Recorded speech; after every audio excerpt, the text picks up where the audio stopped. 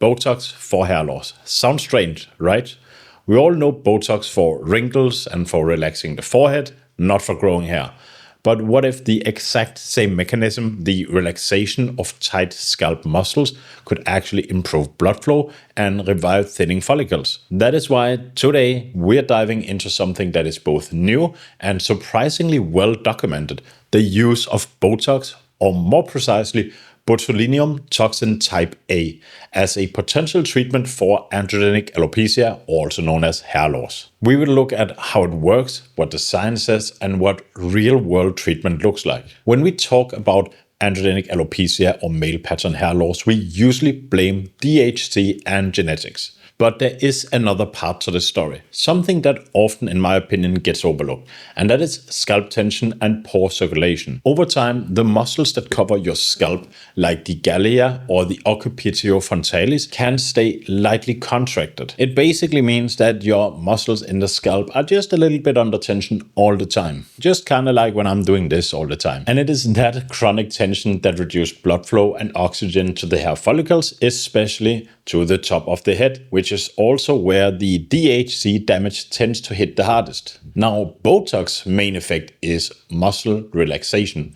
So the idea here is pretty simple.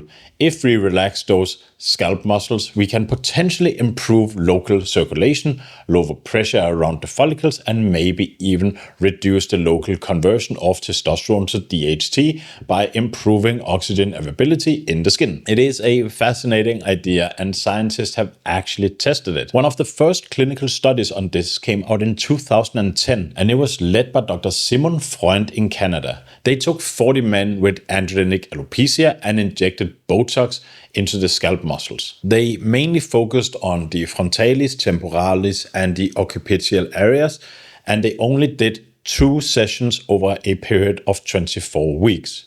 And the results were actually quite striking for such a small study. Hair counts increased on an average by 18%, and nearly 3/4 of the participants reported visible improvements. The researchers believed that by relaxing the tight scalp muscles, they were improving blood flow and reducing local hypoxia that contributes to hair follicle miniaturization.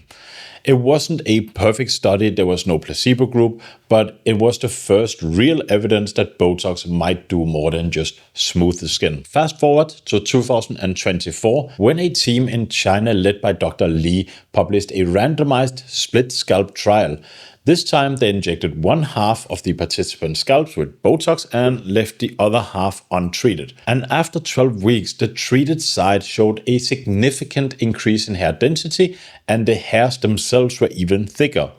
The intramuscular injections, the ones that actually relaxed the scalp muscles, worked better than superficial intradermal ones, and no side effects were reported. That's important because it suggests that this isn't just a placebo effect. The mechanism, muscle relaxation, improved blood flow, and reduced inflammation, actually lines up with measurable biological change. But it is still in its early days. These were small studies, and we don't have the large multicenter trial that we'd want before calling it a proven therapy. I did take a look into how treatments like this might actually look in practice. Most protocols use tiny doses injected into several points across the scalp, often along the frontal, temporal, and the occipital regions, which is going to relax the main tension bands of the galea. These treatments are usually repeated every few months. It is not something you can do at home, so definitely don't try this. This is definitely a clinical procedure, and it should be done by someone trained in both Botox and hair restoration. The good news is that based on all published studies so far, side effects seem minimal when done correctly. So for everybody out there, again, fighting with finasteride symptoms, this is also something to look into. The downside, of course, is that it is not cheap, unfortunately, and results may still vary. So can Botox actually reverse hair loss? Well, based on the evidence we have, the answer is possibly, but not for everyone. The data we have shows modest regrowth and improvement in density, But what's most interesting is in the mechanism. It is not blocking hormones like finasteride, and it is not stimulating follicles like minoxidil. Instead, it is changing the physical and vascular environment of the scalp, even though that Kevin Mann says that doesn't work. And this might be why some people who plateau on conventional treatments could still respond to something like this, because it is targeting a completely different layer of the problem. Personally, I find this really interesting because it fits into the more holistic understanding of hair loss, especially myself looking into anti-inflammation and scalp tension relief. We often focus so much on DHT, but the scalp structure, tension, blood flow, oxygen, inflammation plays a major role too.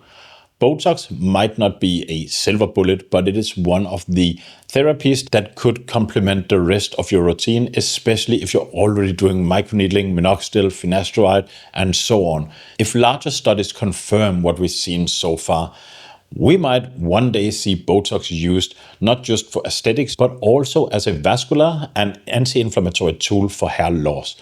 For now, it is still experimental, but it is definitely one of the most promising out-of-the-box ideas in the hair science today.